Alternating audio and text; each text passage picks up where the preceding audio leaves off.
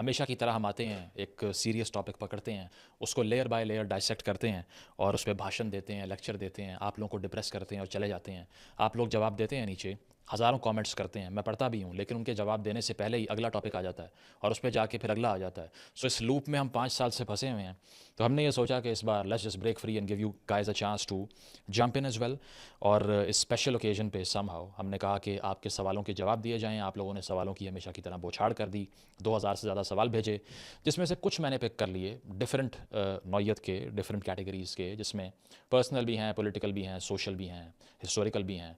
इससे पहले कि हम उन जवाबात पर आएँ और दोबारा से आपको लेक्चर दे दें, जिसको आप डिसलाइक भी कर सकते हैं, बिकॉज इस मरतबा शायद इतना रिलेटेबल ना भी हो, कुछ चीज़ें मेरे बारे में होंगी जिसके जवाब में ये कमेंट्स आएंगे कि ये तो नार्सिसिज्म है, you talking about yourself, but I have to do it once in a while because you guys are asking for it, that's why. So bear with that. But उससे पहले एक छोटा सा रिकैप इस journey का जो 5 साल का रहा, और वो ये कि ये मोटिवेशन आई कैसे कैमरे के सामने बैठने की। वो ऐसे कि लिख लिख के थक गए, सोशल मीडिया पे कोई बात सुनता नहीं था, सही है। कल्चरल वॉर्स में इंटरेस्ट था, और इसके अलावा अपने नैरेटिव को हर जगह पर हारता हुआ देख रहे थे। इसके अलावा डिजिटल लैंडस्केप के ऊपर राइट विंग का अरूज देख रहे थे। और इसके अलावा थोड़ी सी प्रोग्रेसिव या लिबरल या फिर आउट ऑफ द बॉक्स या क्रिटिकल बात करने को ढूंढना मुश्किल हो गया था सोशल मीडिया पे। मैं ये नहीं कह रहा कि लोग थे ही नहीं, हमारे अलावा बहुत लोग थे, लेकिन ये लग रहा था कि जितनी ज़्यादा एम्पलीफाई यूट्यूब ने या फेसबुक ने या इन प्लेटफॉर्म्स ने सर्टन नैरेटिव्स को कर दिया है, अगर उनको बैलेंस ना किया गया तो भाई हमारा फिर क्या होगा। और अपनी एक सेल्फ असर्शन भी थी कि अपने आइडियाज़ के लिए भी तो एक इंटेलेक्चुअल वॉर लड़नी है ना। तो उसने कंपेल किया कि सुपरफिशियल प्लेटफॉर्म पे बैठ जाएं आके। उसकी वजह यह है कि इसमें पिक्चर रूल करती है। लोग आपकी शक्ल देखते हैं, 1 घंटा बात करो तो लोग कहते हैं बड़े फ्रेश लग रहे थे या बड़े उदास लग रहे थे, अल्फाज पे तवज्जो नहीं देते। तो मैंने इंस्टाग्राम पे बहुत से लाइव किए जिसमें मैंने Q&A सेशंस किए, यहाँ कभी नहीं किया, इसीलिए आज ही आपको बता रहा हूँ जो शायद इतने लोगों ने ना सुन रखा हो।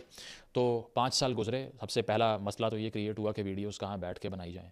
लोअर मिडिल क्लास बैकग्राउंड था, घर में जगह तक नहीं थी, ना कोई स्टूडियो बनाने के पैसे, ना कोई फैंसी इक्विपमेंट।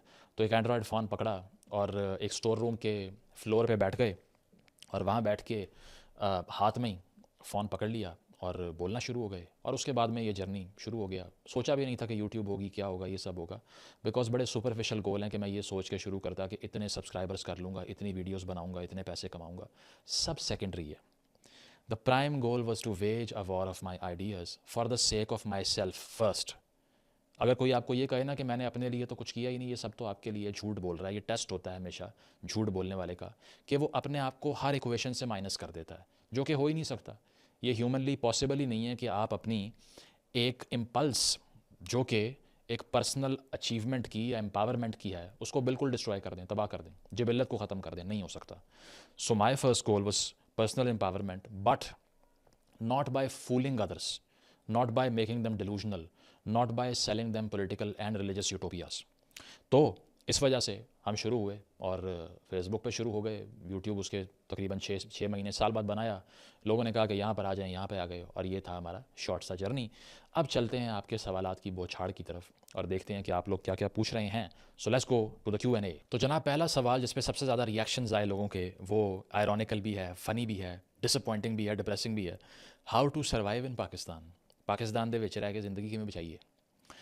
इसमें जनाब ये देखें, it depends on who you are in Pakistan, because this country has the potential to be a heaven for you and hell for you at the same time. For many of you it might be a free run, a free pass to do anything. If you have privilege, tax नहीं देना ना दें, सही है। बिजली का bill नहीं देना तो उस पर कुंडा लगा लें, कोई तंग करने आएगा पैसे दे दें। सड़क पर चालान हो गया वो छुड़वा लें, कार्ड दिखा दें, ये सारा कुछ कर दें। इसके अलावा अगर कोई गाड़ी के नीचे आ गया तो अभी कोई मसला नहीं है, फैमिली से नेगोशिएट कर लें। इसके अलावा अगर प्लॉट पे कब्ज़ा हो गया है तो आपके पास बंदे बुंदे हैं, जाके ले जाएं, मार मूर के उनको छुड़वा लें उनसे। और इसके अलावा अगर कोई नौकरियों का इशू है, ये सारा मसला, एक फ़ोन करें, सिफारिश से मसले हल हो जाएंगे। और प्रॉपर्टी टैक्स नहीं देना ना दें, इनकम टैक्स नहीं देना ना दें, बस इन्फ्लुएंस होना चाहिए, ताकत होनी चाहिए। एनातोल लीवन ये कहता है ना, निगोशिएटेड स्टेट है। If you have potential to violence you can do anything in this country, unfortunately. कि एक ऐसी सियासी पार्टी जो सड़क पे आती है, जिसका ना एक MNA ना एक MPA होता है, उसकी बात सुनने के लिए पूरी रियासत उसके सामने बैठ के मुआहदे करती है। और कई ऐसी पार्टियां भी होती हैं जो 2/3 अक्सरियत, 2/3 मेजॉरिटी से आती हैं, ना उन्हें इलेक्शन जीतने दिया जाता है, रीसेंट केस में PTI। और अगर वो जीत जाएं तो इलेक्टेड वज़ीर आज़म को अदालत की दहलीज से निकाल दिया जाता है। फॉर एग्ज़ाम्पल नवाज़ शरीफ साहब, या इससे पहले जितने वज़राए आज़म आए, इन एक्सट्रीम केसेस लटका भी दिया जाता है। तो समझ यही आई कि पाकिस्तान में सर्वाइव अगर करना है, so either you risk being eaten by the sharks or you have to become the shark. इसके अलावा बाइनरी नहीं है, इन दोनों में से एक तरफ आना पड़ेगा, ठीक है। सोशल चेंज की मूवमेंट चलाना is the third option which should happen after you have somehow grasped some amount of power of your own. फिर आप जाकर उसको डिस्ट्रीब्यूट करेंगे ना माशरे में। पावरलेस स्ट्रगल दूसरों को कैसे एम्पावर कर सकती है if you have not done anything for yourself first. So the tip to survive in Pakistan is to empower yourself to the point that the sharks can not come for you apart from one or two which would always come for you. Now you know what I am talking about. लेकिन most issues जो पाकिस्तान में हैं वो ये है कि ID card की कोई वक़्त नहीं है। बाहर के मुल्क में ये है ना कि सिटीज़न कोई नेदरलैंड्स का है, स्वीडन का है, डेनमार्क का है, कहीं का है, तो उसकी सिटीजनशिप ही गारंटी है कि उसको राइट्स भी मिलेंगे, फ्री हेल्थ केयर मिलेगा, सिक्योरिटी ऑफ लाइफ मिलेगी, फ्री एजुकेशन बच्चों को मिलेगी, सब कुछ मिलेगा, एनवायरनमेंट अच्छा मिलेगा, न्यूट्रिशन ठीक मिलेगी। यहाँ पर आईडी कार्ड की कोई वक़्त नहीं है। इधर कुछ लेने के लिए एक इजाफी कार्ड होना चाहिए। अब आपने डिसाइड करना है कि वो CSP का होगा, वो किसी इन्फ्लुएंशियल जर्नलिस्ट का होगा, वो किसी ऑफिसर का होगा, वो किसी फ़ौजी का होगा, या किसी ब्यूरोक्रेट का होगा, या किसी जागीरदार का इन्फ्लुएंस होगा, बड़ी बड़ी गाड़ियाँ होंगी। तो ये सब वो चीज़ें हैं जो पाकिस्तान में सर्वाइव करने के लिए ज़रूरी हैं, क्योंकि डेटरेंस बड़ा ज़रूरी है पाकिस्तान के माशरे में। If you want to survive there are at least many people who should be afraid of you, otherwise you'll be taken down, ठीक है। तो ये वो हॉब्स की स्टेट ऑफ नेचर है which is nasty, brutish, short and solitary. यहाँ survive करने के लिए you have to have power, and for you to have power you have to analyse what you're good at, pursue that, reach the peak of it and then enjoy your life, otherwise you can always leave. दूसरा सवाल है जी, I am curious about your personal beliefs regarding religion, how do you manage to incorporate it into your daily life. वैसे मैं इस तरह के सवाल एड्रेस नहीं करता, लेकिन इस मरतबा मैंने कहा ज़्यादती हो जाएगी जिसको लोगों ने रिएक्ट किया है। वैसे तो बड़ी फ्रेगमेंटेड रिएक्शंस थी कि कोई एक कमेंट बहुत पॉपुलर नहीं हुआ पोस्ट के नीचे, मुख्तलिफ कमेंट्स पे मुख्तलिफ लोगों ने सपोर्ट शो की हुई है। तो पर्सनल बिलीव्स, रिलीजियस बिलीव्स को आप कैसे इनकॉर्पोरेट करते हैं अपनी डेली लाइफ में। देखें, मैं इसको रिलीजन तक कन्फाइन अगर ना भी करूँ इस आर्गूमेंट, क्योंकि बहुत से लोग ऐसे भी होंगे जो उस फेथ से हैं ही नहीं जिससे मैं हूँ, तो फिर रिलेटेबिलिटी पैदा करने के लिए लेट्स से वी से बिलीफ, सही है। पहली चीज़ तो ये है कि मैंने पहले रोज़ से तहैया किया कि मैंने कैमरे पे आके कभी भी उसकी पर्सनल डिटेल्स पब्लिक नहीं करनी, क्योंकि मैंने देखा कि पाकिस्तान में हर किसी का क्लेम टू फेम पार्टी होती है। सियासतदान ने आवाम को बेवकूफ़ बनाना है, हाथ में 10 भी पकड़ लो। अगर किसी दुकानदार ने भी ये डिस्प्ले ना किया तो उसको मालूम है कि मुझे अगर लोग नेक नहीं कहेंगे तो यहाँ से सौदा नहीं बिकेगा और मैं दो नंबरी नहीं कर सकता। तो बहुत से लोग यहाँ पर पब्लिक डिस्प्ले बुरी नीयत से कर रहे होते हैं। इस वजह से सहाफ़त हो, सियासत हो, मुआशरत हो, इवन डॉक्टर्स हों, इंजीनियर्स हों, कोई प्रोफेशन हो, ये मिक्सेशन पब्लिक डिस्प्ले की इतनी वल्गराइज़ कर दी गई कुछ लोगों की तरफ से कि उससे फेथ को भी नुकसान हुआ, रिलीजन को भी नुकसान पहुंचाने की कोशिश की गई लोगों की तरफ से। और साथ साथ ये कि सबसे बड़ी चीज़ ये कि मान लिया गया कि हम में और कोई टैलेंट नहीं है, हम सिर्फ आपको अच्छा बनना अगर दिखाना चाहते हैं तो वो इस तरह ही कि देखें हम कितने परहेजगार हैं। तो मैंने ये कहा कि जो साइंस है उसी साइंस को फॉलो किया जाए, चाहे वो सहाफ़त है, सियासत है, कुछ भी है।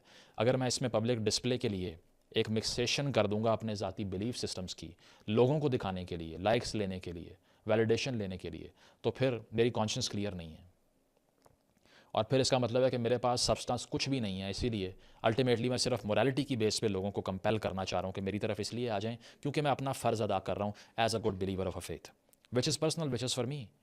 तो मैं इसको जिस तरह भी मैनेज करता हूँ वो पब्लिक डिस्प्ले के लिए हो नहीं सकता, इसीलिए उसको बता नहीं सकता कैमरे के ऊपर। अगला सवाल है जी, if critical thinking leads to questioning everything, how do we know when it's time to stop questioning and take action. This is quite a twister. सवाल ये है कि क्रिटिकल थिंकिंग यानी कि तनकीदी सोच अगर हर चीज़ पर सवाल उठाने की तरफ ले जाती है इंसान को, तो हमें ये कैसे मालूम होगा कि अब वक्त आ चुका है कि सवाल उठाना बंद करके इक़दामात शुरू करें, एक्शन लेना शुरू करें। तो पहली चीज़ ये है कि आपको किसने कहा है कि एक्शन लेने के बाद भी सवाल नहीं उठ सकते। मैं तो अपने हर एक्शन पे सवाल उठाता हूँ, कुछ भी कर रहा हूँ, कभी भी मेरे जहन से ये सवाल नहीं जाता कि मैं ये क्यों कर रहा हूँ। मार्कस ऑरेलियस ने ये बात की थी ना, ask your self at every moment, is this necessary. The great philosopher जिसने मेडिटेशंस लिखी, उसने ये कहा था कि हर मोमेंट के ऊपर, लेट्स से आप अभी ये वीडियो देख रहे हैं, ask yourself why are you watching Muzammil. मैं अभी ये वीडियो बना रहा हूँ, मैं अपने आप को पूछूंगा why am I making this video. आप दोपहर को कहीं बैठकर फ्री स्क्रोलिंग कर रहे हैं, आस्क योर सेल्फ वाई। आप स्कूल में बैठे हुए जोन आउट हो रहे हैं, आस्क योर सेल्फ वाई। आप अगर घर में बैठ के मूवी देख रहे हैं या फिर किसी डिप्रेसिव चीज़ को अवॉइड करने के लिए अपने आप को डिस्ट्रैक्ट कर रहे हैं, आस्क योर सेल्फ वाई। आप अगर किसी के हाथों इस्तेमाल हो रहे हैं, एक्सप्लॉइट हो रहे हैं, ask yourself Y. So this why that you will keep asking is going to lead the way apart from your actions, which is also being materialized at the same time. तो critical thinking ये सिखाती है कि ये नहीं सिखाती कि action लेना बंद कर दें, वो ये सिखाती है कि एक्शन ज़रूर लें, but always with a critical approach, with a pessimistic approach if I were to talk about my self.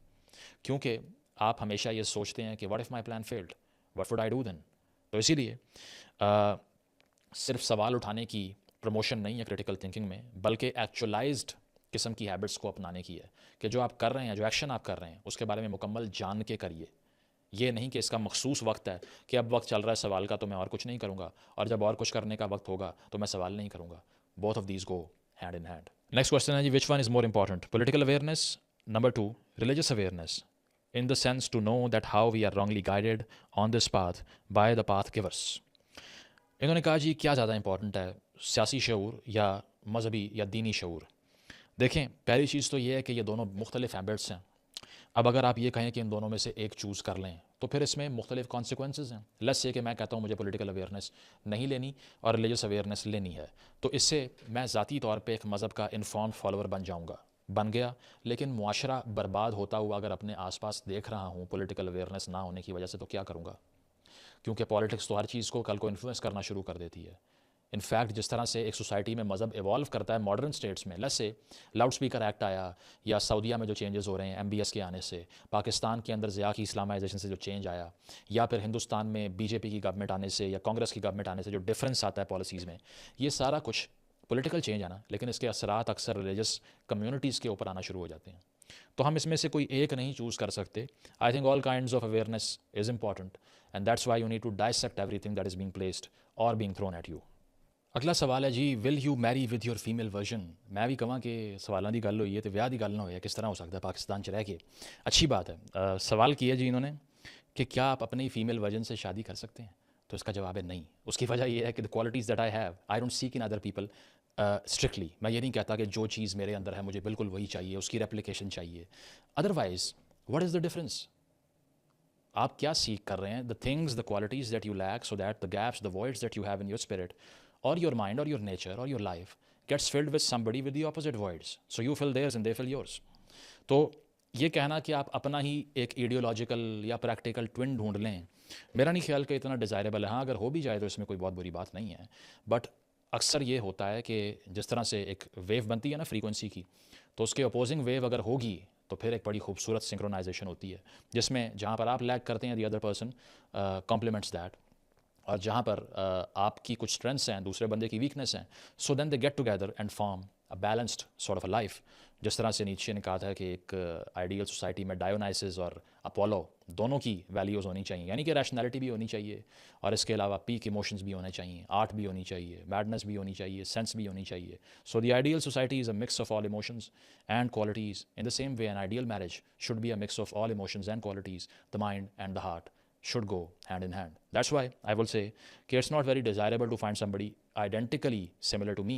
हाँ, कुछ बुनियादी प्रिंसिपल्स होते हैं जिसमें लॉयल्टी हो सकता है, या ट्रस्ट हो सकता है, या ऑनेस्टी हो सकता है, या कुछ प्रोफेशनल प्रेफरेंसेस हो सकती हैं, तो वो तो आप सिमिलर रख सकते हैं. बट इसके अलावा नेचर बिल्कुल आइडेंटिकल होना, या आदत बिल्कुल आइडेंटिकल होना, या हैबिट्स आइडेंटिकल होना, I don't think it should be desirable. अगर आपके लिए है तो still good luck with you. एक और सवाल शादी के बारे में. Are you married? If yes, was your wife और family ever apprehensive about your decision to pursue journalism considering its challenges? क्या क्या आपका ब्याह हो गया? सवाल ये दोबारा से. और साथ ये पूछा गया है कि अगर हो गया है तो क्या आपकी फैमिली और आपकी बीवी को इस पर कोई एतराज़ नहीं था कि आप साफ़ी बन गए? तो उसका जवाब ये है बिल्कुल नहीं, क्योंकि मेरी बीवी थी ही नहीं. ठीक है. और उसकी वजह ये है कि इसीलिए अब तक इतने पंगे ले लिए हैं, यू नो, कि शायद ही कोई ऐसा सेक्शन हो सोसाइटी का जिसको हमने इन्फ्यूरिएट नहीं किया अपनी बकवासियात से. तो इसी वजह से वो करते रहे हैं कि एक रिलेटिव फ्रीडम थी किसी हद तक, जो शादी करके भी हो सकती है. ये उस तरह के पैटी जोक्स मैं नहीं मारता कि अच्छा जी शादी हो गई तो फ्रीडम ख़त्म हो गई. वो उन लोगों की होती है जो गलत प्रिंसिपल्स पे करते हैं वो सारा कुछ. तो ये चीज़ है कि no, I am not married at all.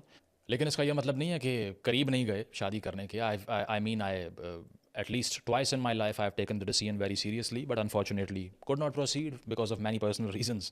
तो इसी वजह से I don't discourage it, but the fact that I have a wife who disapproves of my career cannot take place, because for that she has to exist first. You're against the caste system, but why you are using Sayyid in front of your name in front of your name everywhere. I am a big fan but still have this in my mind.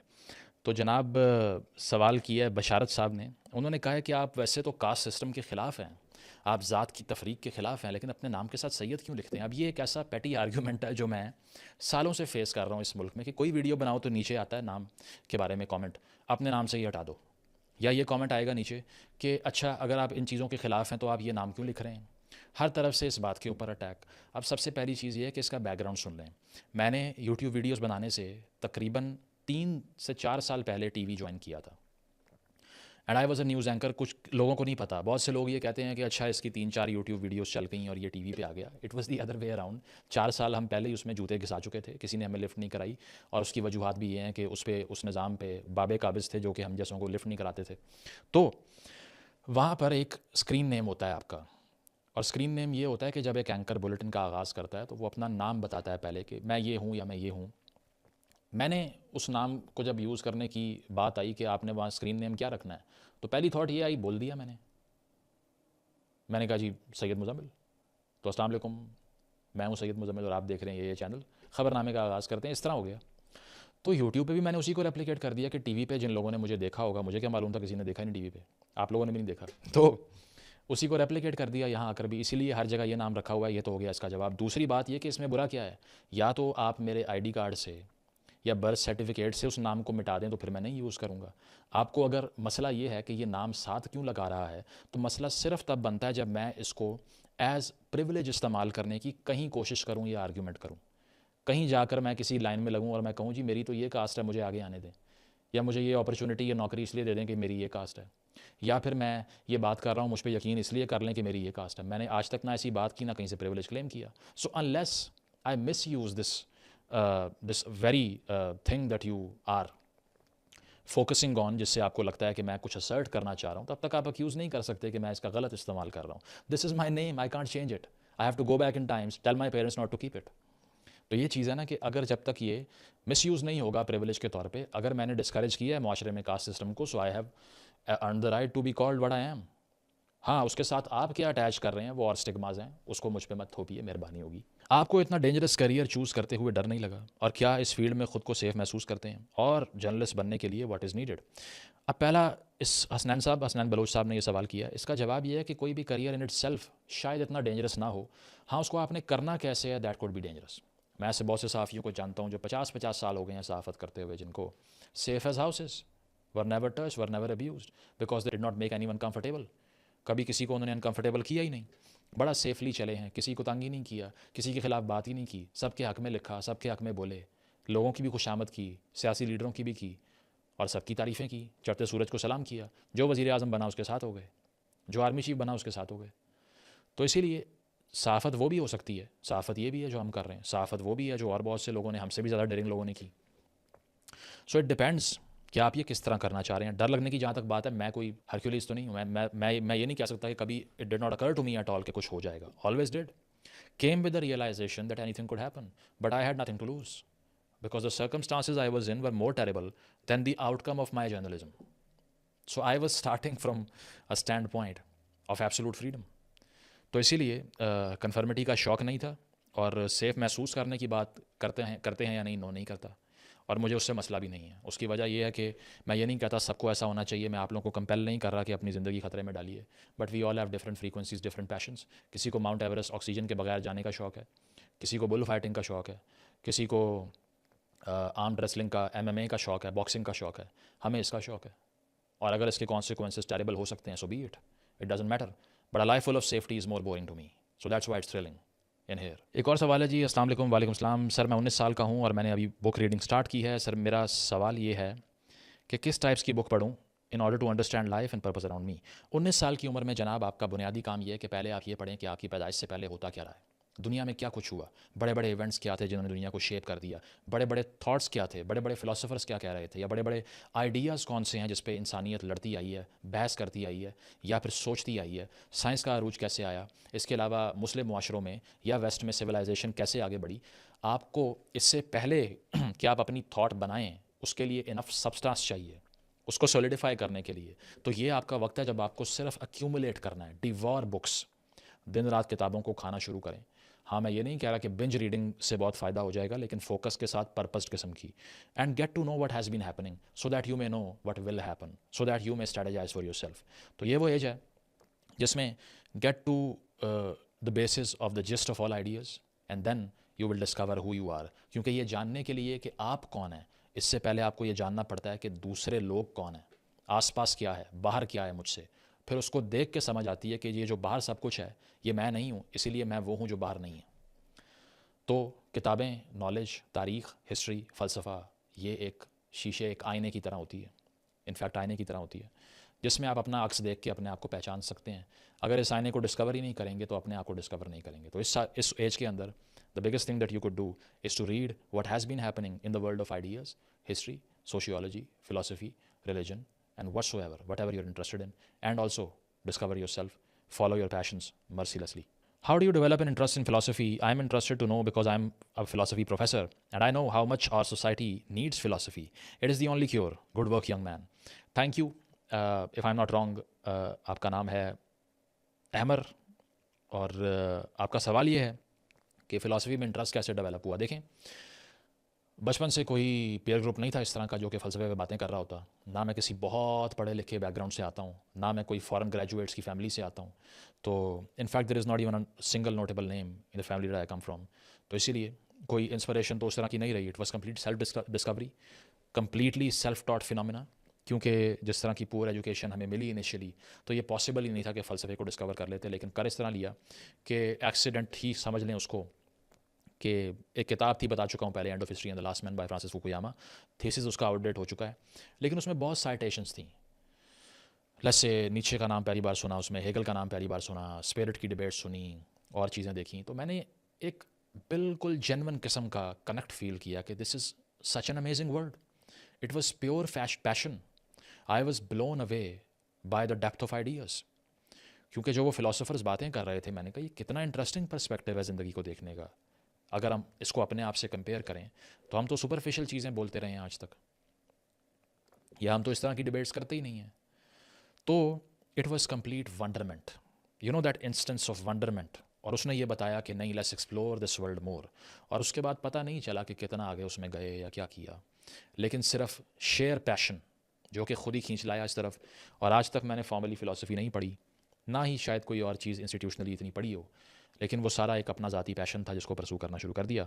और माशरे के लिए आपने ठीक कहा, सबसे ज़रूरी मैं ये समझता हूँ इस पॉइंट पे is to change the mentality of people which could only be done by philosophy more than any hard sciences, because first you create thinkers and then you create a nation that could prosper with create. Favourite movies, your favourite books. Favourite movies काफ़ी हो सकती हैं यार। Top पे कुछ हैं, Interstellar है, it's a wonderful film. इसका music, Hans Zimmer is one of my favourites. You know, he brings out a different spirit, a different chaos inside you at times a calm inside you. तो जिमर का music coupled with the greatness, absolute greatness of Christopher Nolan, तो ज़बरदस्त film. इसके अलावा मुझे war history में बहुत interest है, that's my number 1 genre to watch. तो उसमें मैं ये देखता हूँ कि बहुत सी second world war related films, जिसमें मैं कह सकता हूँ Inglourious Basterds, lovely film, I know it could be a propaganda but बहुत अच्छी पिक्चराइज हुई है। Fury is one of my favourite films all time. War films की बात कर रहा हूँ, even more than Saving Private Ryan. This might be a controversial opinion for you guys. और भी बहुत सी हैं, एनिमी एट द गेट्स हो सकती है, वॉर मूवीज़ की बात कर रहा हूँ। जैगो अनचेन्ड वाज वेरी गुड। कुछ और बहुत सी मूवीज़ हैं। हाँ, fight club was great because it was very philosophical, post modern philosophy का टच दिखाई देगा उसमें आपको। फेवरेट बुक्स की यहाँ तक बात है, बहुत दफ़ा बता चुका हूँ, बहुत सी हो सकती हैं, लेकिन फ़लसफ़े में नीचे का बहुत सा काम, पाकिस्तान की हिस्ट्री में स्टैनली वुलपर्ट कह लें, इसके अलावा रॉजरसन हैं और बहुत से लोग हैं। तो उसकी एक पूरी लिस्ट मैं पहले भी मुख्तलिफ चैनल्स पे, पॉडकास्ट पे बता चुका हूँ, आप पढ़ सकते हैं। Do you consider your self a pessimist? Do you know that you're a pessimist was my original question. I soften the tone. क्या आप अपने आप को पेसिमिस्ट समझते हैं? जी बिल्कुल समझता हूँ, लेकिन इसका ये मतलब मैं नहीं समझता कि इसके बाद आप कुछ कर ही नहीं सकते। जो पाकिस्तानी माशरे ने घोल के पी लिया है ना, कि उम्मीद के बगैर तो आप नहीं कुछ कर सकते। उसकी वजह यह है कि मैं तो कहूँगा एक्टिव नाइलिज्म के बारे में पढ़ें, एब्सर्डिज्म के बारे में पढ़ें, ठीक है, और पेसिमिज़म के बेनिफिट्स के बारे में पढ़ें कि वो क्या क्या हो सकते हैं। हमने तो सिर्फ होप ही होप पढ़ी है, बिल्कुल होनी चाहिए, वो भी ज़रूरी है। लेकिन मैं, अगर आपने मुझसे सवाल किया तो मैं अपनी बात ही करूँगा ना भाई। मैं आप लोगों को ये नहीं कह रहा कि आप सब होपलेस हो जाएं। मैं ये कह रहा हूँ कि मैं जब एब्सोल्यूट होप से कोई काम करने जाता हूँ तो मैं उसके फेलियर को कैलकुलेट करता ही नहीं हूँ, और अगर वो फिर सक्सेस में ना कन्वर्ट हो तो मैं डिस्ट्रॉय हो जाता हूँ, because I don't have a plan B. So I am always starting with a failure approach first before the successful approach. I know a sportsman cannot do this. I know any other person from a different field जिसके लिए बड़ा आपको एक narcissistic confidence चाहिए हो, तो उसमें शायद ये ना चले।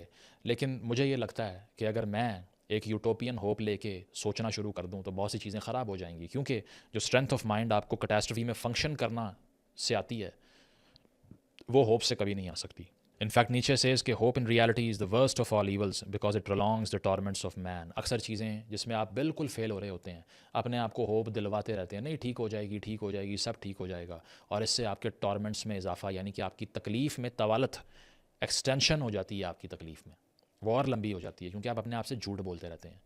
तो मुझे अपनी लाइफ का स्ट्रैटेजी और लेजिस्लेशन बनाने के लिए हमेशा से मैंने एक चीज़ का इस्तेमाल किया है कि मुझे ये पता है कि 10 में से 9 चीज़ों में मैंने हाथ ही नहीं डालना, क्योंकि मैं फ़ेल हो जाऊंगा. But I am sure about that one thing where I can plunder every other thing, because that's where I have calculated by a pessimistic approach. इसी तरह जब किसी लेक्चर के लिए जाओ, किसी इंटरव्यू के लिए जाओ, आप सबके लिए भी ये हो सकता है, किसी भी इम्तिहान के लिए जाओ, ऑलवेज थिंक कि अगर मैंने ये बात की, इसके जवाब में उसने ये बात कर दी तो क्या होगा. एक विनर मेंटालिटी तो ये सोचता ही नहीं है ना. So I could always visualise beforehand कि क्या वहाँ बैठ कर मेरे खिलाफ ये आर्ग्यूमेंट होगा और उसका ये जवाब होगा. That's why the probability of failure lessens कम हो जाता है. So for me pessimism is a great force, because वो मुझे बचाता है बहुत सी ऐसी अटैम्प्ट्स पे एनर्जी और वक्त ज़ाया करने से जिसमें मैं कभी सक्सेसफुल हो सकता नहीं था. I tell the absolute truth to my self and I bear it. You should do the same if you feel like. How do you prioritize your mental well-being? Do you go for holidays or something else? आप अपनी ज़हनी सेहत का ख्याल कैसे रखते हैं? वो ऐसे रखते हैं कि रख ही नहीं सकते भाई. इधर इनबॉक्स खोलो तो 2,500 लोगों ने अपने मसाइल भेजे होते हैं. You start believing that you're a therapist. आप सोशल इश्यूज़ पे बात करके देखें. मैं आपको अपना DM दिखा दूँ किसी दिन, तो उसमें या तो कुछ रिश्ते होंगे, ठीक है, मतलब वो तो आप समझते हैं कि आ ही जाते हैं, लेकिन इसके अलावा मसाइल बहुत गंभीर. अक्सर दफ़ा जब वायलेंस के इवेंट्स होते हैं पाकिस्तान में, तो ऐसी ऐसी तस्वीरें, इस तरह की इन्फॉर्मेशन लोग भेज रहे होते हैं कि इन पे बात करें, कि आप ये देखते हैं और आपको लगता है जैसे ये है कि शायद मैं एक डंपिंग साइट हूँ. It's not easy to one day open your Twitter, obviously after connecting to VPN in Pakistan, and finding out that a mass of 2,000 people are abusing you without any fault whatsoever. एक bots की campaign चली हुई है और वो आपके और आपके ख़ानदान को गालियाँ दी जा रही हैं.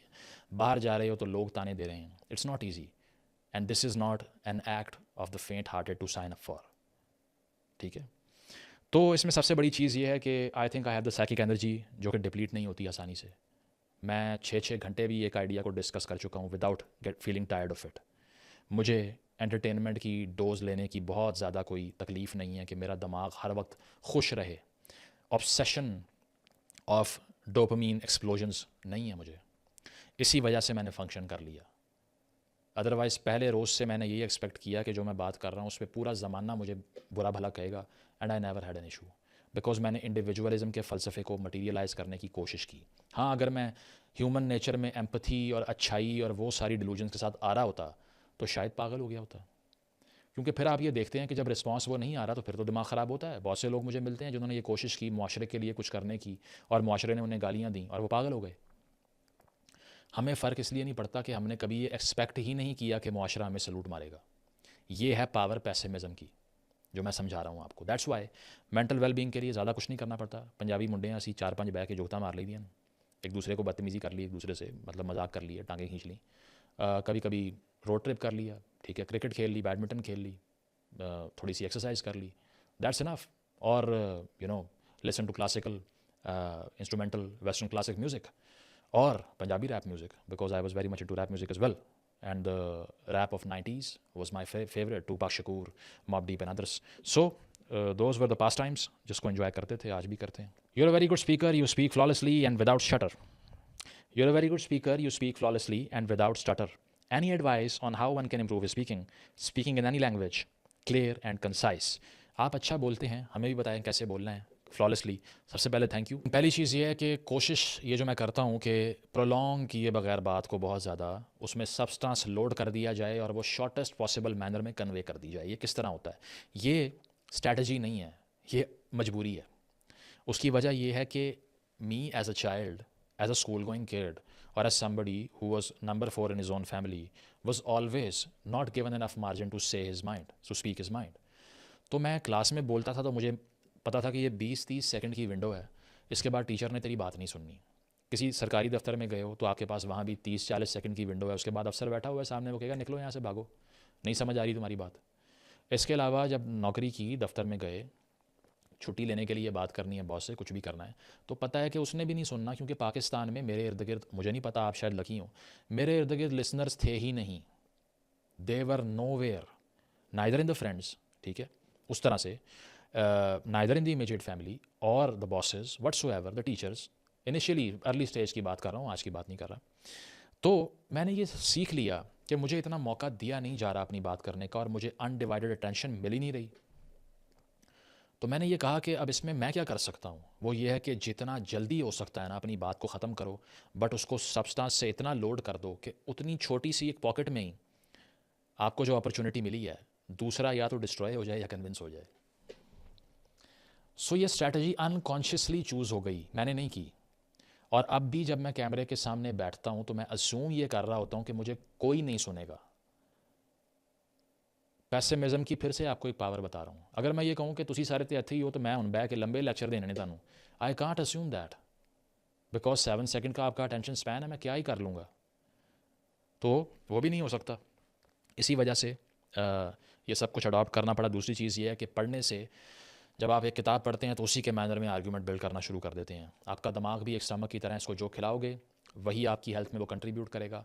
और जिस तरह से पोस्टमैन की किताब पढ़े, हम यूजिंग आवरसेल्व्स टू डेथ, वो क्या बताता है कि जब स्कॉलरली अमेरिका था 18th-19th सेंचुरी में, लोग किताबें पढ़ते थे तो वो बोलते भी इस तरह थे जिस तरह डिस्कोर्स हो रहा है, ठीक है। आजकल तो एक दूसरे को एंटरटेन कर रहे होते हैं। तो मैंने जो कंज्यूम किया 7-8 सालों में, 2015 से लेके 21-22 तक, वही प्रोजेक्ट होना शुरू हो जाता है, आप खुद नहीं कर रहे होते। तो अगर ये सीखना है तो पहले तो अपने दिमाग को फीड वो चीज़ें करो जो कि बड़ी ऑर्गेनाइज्ड मैनर में हो, फिर गुफ्तगू भी ऑर्गेनाइज निकलेगी। और अगर सिर्फ बैठ के बोंगियाँ ही मारनी हैं तो फिर वो करना भी आसान है। रूल्स ऑफ रेटरिक में एरिस्टोटल ये कहता है, मैं आपको पढ़ के सुना देता हूँ क्योंकि वो बड़ी नेसेसरी किताब है, आर्ट ऑफ स्पीकिंग के बारे में, स्पीकिंग को इफेक्टिव कैसे बनाना है उसके बारे में। तो मैं आपको बताता हूँ कि उसमें उसकी अप्रोच क्या थी, वो किस तरह स्ट्रेस करता है इस बात को। कहता है, it is absurd to hold that a man should be ashamed of an inability to defend himself with his limbs, but not ashamed of an inability to defend himself with speech and reason, for use of rational speech is more distinctive of a human being than the use of his limbs। कहता है कि इस बात पे तो लोग बड़ी शर्म का इजहार करते हैं कि किसी पे अटैक हो तो वो अपने ज़ोरे बाजों से उसका जवाब ना दे सके, अपने हाथों से, टांगों से आगे से मार ना सके। इस पर भी शर्म आनी चाहिए कि अगर आप पे कोई वर्बल अटैक हुआ है या फिर आपको अपने आप को डिफेंड करना है और आपसे अपनी ज़बान से, अपनी लैंग्वेज से, अपनी रेटरिक से या अपनी गुफ्तगू से अपने आप को डिफेंड ही रैशनली नहीं किया जा रहा, अपने आइडियाज़ को, मेंटालिटी को, उसका दिफा ही आपसे मंतकी और मुदल्लल अंदाज में हो नहीं रहा, तो फिर इससे बड़ी भी शर्म की बात कोई नहीं होनी चाहिए। तो रूल्स ऑफ रेटरिक पढ़ें, the rhetoric and the poetics of Aristotle, ये पढ़ें। उसमें आपको वो बताएगा कि स्पीच को कैसे बेहतर करना है। सबसे बड़ी चीज़ ये है, read and talk as if no one is listening to you, only then the best will come out. If you got a chance to undo the partition, would you do it? Why not? Love from earth. देखें, सिर्फ partition की तो बात और है। मेरा ख्याल है कि वेस्टफेलियन नेशन स्टेट्स जो 1648 में बनती हैं, उसके बाद से जदीद दुनिया में जितने बॉर्डर्स, जितनी कंस्ट्रेंट्स, जितनी घुटन पैदा हो गई है कि अगर मेरा दिल कर रहा है बगैर कुछ लंबी लिस्ट प्री रेक्विजिट्स की पूरी किए बगैर कहीं ट्रैवल कर लूँ, नहीं कर सकता। तो इंसानों को हमने पिंजरों में बंद कर दिया है, नेशंस के नाम पे, आइडेंटिटी के नाम पे, मज़हब के नाम पे, तारीख़ के नाम पे, ज़ुबान के नाम पे, और उसने ह्यूमन फ्रीडम को बिल्कुल डिस्ट्रॉय कर दिया। तो मैं तो हर उस चीज़ को अनडू करने की बात करूँगा जिसने इंसानों में घुटन में इजाफा किया है, आज़ादी में कमी की है। Are you political? इसका एक जवाब है, वो मैं आपको दे देता हूँ। I am a member of no party, I have no ideology, I am a rationalist, I do what I can in the international struggle between science and reason and the barbarism, superstition and stupidity that's all around us. मैं किसी party का member नहीं हूँ। Reason, logic, rationality मुझे जिस बात की तरफ लेके जाएगी वहाँ जाने की कोशिश करूँगा। और अगर कोई एक ऐसा काम जो कि रैशनल है उसको सपोर्ट करूँगा, चाहे वो कोई भी कर रहा हो। और कोई ऐसा काम जो कि इलॉजिकल, एब्सर्ड और एक्सट्रीमिस्ट है इन इट्स ऑन अप्रोच और आइडियोलॉजिकली डिलूजनल है, उसको कंडेम करूँगा चाहे वो कोई भी करे। What motivates you to speak against unpopular narratives? Speak for unpopular narratives basically. और मोटिवेशन ये है कि मैं पहले दिन से कॉन्ट्रारियन हूँ, मुझे मेजॉरिटी ऑफ पीपल की ओपिनियन से कंफर्म करने में कोई इंटरेस्ट नहीं है। इनफैक्ट मैं समझता हूँ कि जहाँ पर एक माइंडलेस मॉब खड़ा हो जाए वहाँ कभी सच नहीं होता। इस पर बहुत सी वीडियोस बना चुका हूँ और इसीलिए मॉब मैडनेस के ख़िलाफ़ सबसे ज़्यादा बात करने का बेड़ा उठाने की कोशिश की है हमने और करते भी रहेंगे। उसकी वजह यह है कि 2-4 सियासी पार्टियों के लीडरों या इस्टेब्लिशमेंट पे बात करके आपको कोई उठा के ले भी गया, वापस आ गए, डैमेज हो गया, कुछ लोगों को हो गया, लेकिन उससे भी ज़्यादा एक मुश्किल काम है, वो ये है कि पूरे मुआशरे की अक्सरियत पे तनकीद करके अपने इर्द गिर्द घर में बैठे हुए, मोहल्ले में, बाहर, दोस्तों में, दफ्तर में, हर जगह सबको ये बताओ कि जो तुम कह रहे हो उससे मैं एग्री नहीं करता, चाहे तुम 1 करोड़ों में अकेला हूँ। ये करके देखें, आपको लग पता जाएगा। My question to you is, how did you develop your exceptional critical thinking skills? Was it inherited from your parents or did you study or live somewhere which enables you to develop this rare ability? पहली बात तो ये है कि तालीमी career हमारा बिल्कुल बकवास रहा है, तो it's not institutions at all. कभी बाहर से नहीं पढ़ा, ना कभी बाहर गया हूँ, ये भी सुन लें, ठीक है। जो लोग समझते हैं कि रीड बबल में पैदा हुआ ये वो, कुछ भी नहीं है। मेरा ख्याल है कि मुझसे पाकिस्तान के मेजॉरिटी मिडिल क्लास नौजवान जो सुनने आते हैं वो रिलेट इसलिए करते हैं कि मैं उन्हीं इदारों में पढ़ा हूँ जहाँ वो पढ़ रहे हैं। ना मेरे पास कोई फुलब्राइट है, ना मेरे पास कोई यूएस की यूके की पीएचडी है, ना कुछ और है, ना कहीं एलीट स्कूलिंग है, ना एचसन है, ना कुछ है, ना लम्स है, नथिंग एट ऑल। इसीलिए I am the raw product of this Pakistani education system, जो कि कुछ क्रिएट नहीं करता। लेकिन इसमें सबसे बड़ी कंट्रीब्यूशन एक जेनेटिक्स की होती है कि आपने जो पाथ लेना है वो आपसे पहले डिसाइडेड होता है, जो कि एक जेनेटिक आपकी मेकअप है। और दूसरी चीज़ ये है कि always the impulse to go against the majority and is to be isolated as well, कि जो लोग कह रहे हैं सुनी सुनाई आगे बढ़ा दी या फिर ट्रेडिशन को मान लिया, क्वेश्चन नहीं किया, वो होता नहीं था पहले दिन से। और काफ़ी लंबी आइसोलेशन, नो सोशल हैबिट्स, बाहर जाके लोगों से मिक्स होके उनसे इन्फ्लुएंस ना लेना। So the secret is to not learn from any one around me. यहाँ बताते हैं ना, लोगों से सीखो आसपास। पाकिस्तान में बचना है तो किसी से कुछ ना सीखो। तो दैट्स वाई मैं जो इन्फ्लुएंस सराउंडिंग्स में होता था वो कभी पिक नहीं किया, होता ही नहीं था मुझसे। So that's why I was a self-legislator from day one, and maybe that has done the trick for me. Might not do for you. ठीक है? When will you come to India? We wish you gave talks on philosophy, critical thinking, rationality, modernity, tribalism. Hindustan से सवाल है कि हिंदुस्तान कब आएंगे? आपके election से ऐन पहले एक बड़ी सीरियस कंसिडरेशन हो रही थी, एक इनविटेशन था इंडिया से और टॉक्स भी चल रही थी कि किस तरह आना है ये वो, लेकिन अनफॉर्चुनेटली वो मटीरियलाइज हो नहीं सका। But I look forward to do that because obviously we all have our roots there. As a part, a citizen of this country as well, the civilization cannot be dissected from within. So we'll always be intrigued to see the culture, the history, the richness there, because the relatability is very, very much. दुनिया में किसी और मुल्क से पाकिस्तानी की इतनी मुमासलत है जितनी इंडिया से है। ज़ुबान समझ आती है, मूवीज़ देखी हुई हैं, क्रिकेट देखते हैं, बहुत सी चीज़ें कॉमन हैं। सो दैट्स वाई अगर दोबारा चांस मिला ज़रूर कोशिश करेंगे, और अगर वीज़ा मिला तो। How to get control of your emotions, how to think more rationally when there is a hell lot of information, tactics to figure things out, how to achieve emotional stability. पहली चीज़ ये है कि control कैसे करना है अपने emotions को, rationally कैसे सोचना है। वो इस तरह के पहले ये जानो कि आपके इमोशन हैं क्या। If you know your self you can't be rational. कभी कभी हो सकते हैं, मोस्टली नहीं। तो ट्रिक ये है कि वो आदमी जो कि इमोशंस में बह के गलतियां करना शुरू कर देता है, उसको अकल ही नहीं होती इस बात की कि उसके इमोशंस किस वजह से हैं। Self reflection is the biggest quality that a rationalist has. Albert Camus कहता है कि the mind of a genius watches it self.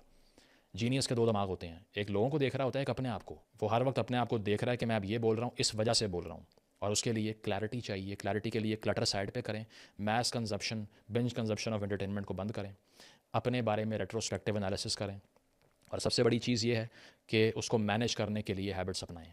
मेरा ख्याल है कि काफ़ी ड्रैग हो चुका है, तो सवाल तो आप लोगों के ख़त्म होने का नाम नहीं ले रहे। वीडियो बहुत लंबी हो चुकी है, मोस्टली लोग अब तक स्क्रॉल भी कर गए होंगे। तो एंड पे हमारे पेट्रन्स के 2 सवाल वो भी एड्रेस करने हैं, because they have been a great support. Jazeb Hasan कहते हैं, what is your routine and tricks that keep your mind healthy and efficient in a country like Pakistan?